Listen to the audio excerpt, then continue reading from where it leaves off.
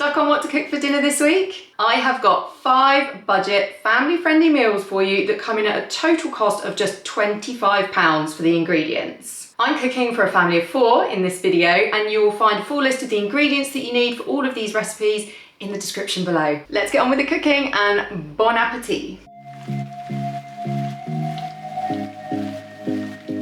Kicking off with one of my all-time favourite comfort meals, and that is shepherd's pie. So I've made this one with lamb mince. You can cut the cost if you make it a cottage pie instead and use beef mince, but in this particular recipe I will be using the lamb mince, and I start off by dicing up some onions. And in the meantime, I've got a pan on a medium heat, and then I'm just going to brown off this mince here until it is cooked all the way through, until it is all of the same colour, all the red bits have gone. While that mince is cooking, I'm going to peel some potatoes and get those on to cook as well for my mash.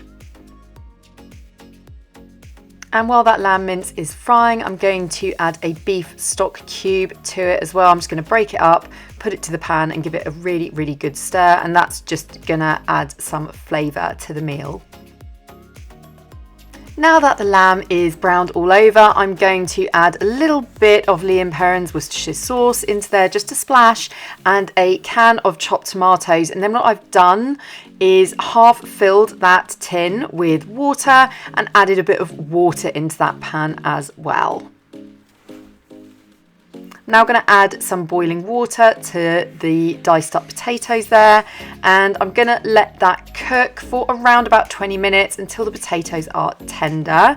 Then you can drain them and give them a good mash. I like to mash mine with some milk and with some unsalted butter. That just makes some really nice creamy mashed potatoes. Now it's time to assemble your shepherd's pie. And it's so funny, ever since watching the most recent series of Black Mirror, I haven't been able to assemble a shepherd's pie without thinking about that scene in that episode, Lock Henry, where she's putting a shepherd's pie together. I don't want to give you any spoilers, but like it's kind of an intense scene. She's putting the shepherd's pie together and like spreading the mash on top. And yeah, it's just creepy, and I just think of that every single time I make a shepherd's pie now, which is a little bit weird. But anyway, so that's gone in the oven now. It needs about 25 to 30 minutes so that the top goes nice, crispy and brown. And then I always just serve ours with some lovely peas.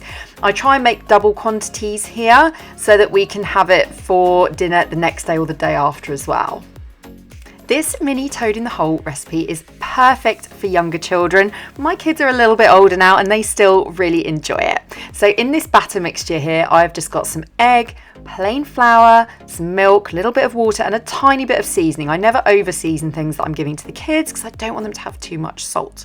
You need to cook the sausages first before they go in the batter, and you need to preheat your muffin tray with a little bit of vegetable oil in each one of the muffin compartments. You then add some batter to each one of your muffin segments, and then you pop in a sausage on top of that. Put it in an oven, nice hot oven at about 180 degrees, and you'll get these delicious mini toad in the holes after around about 20 to 25 minutes. Moving on to my pork chops with gnocchi, one of my absolute favourite midweek meals. It's cheap, it's quick to make, and it is so delicious.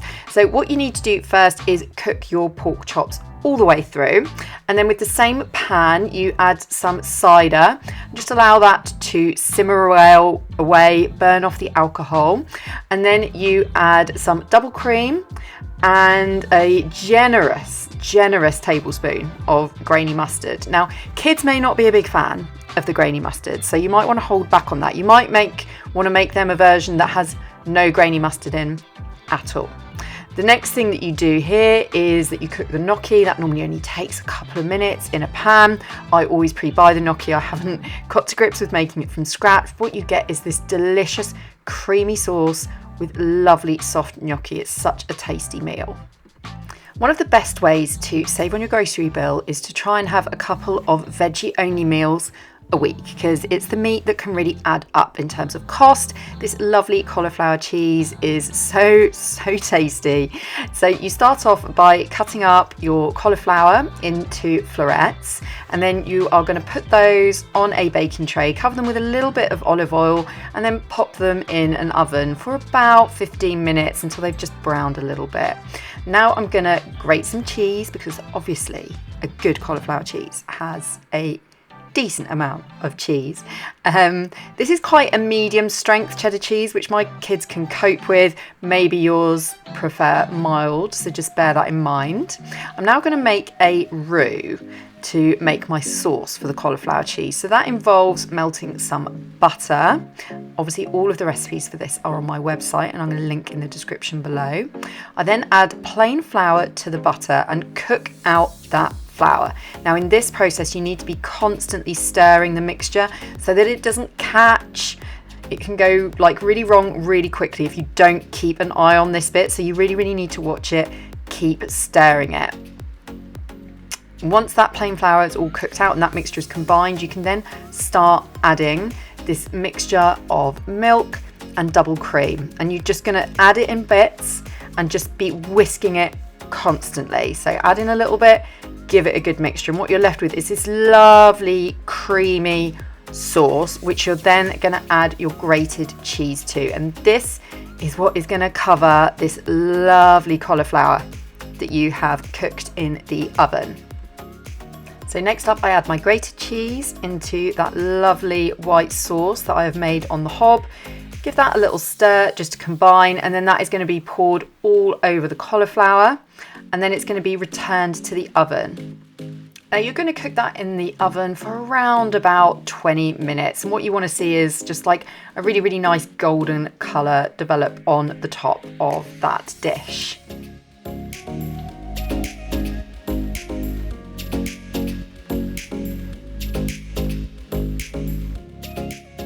When it is all done, you can then serve, and I like to put a little bit of garlic bread on the side, but you can also serve it with some green veggies if you want, such as some green beans.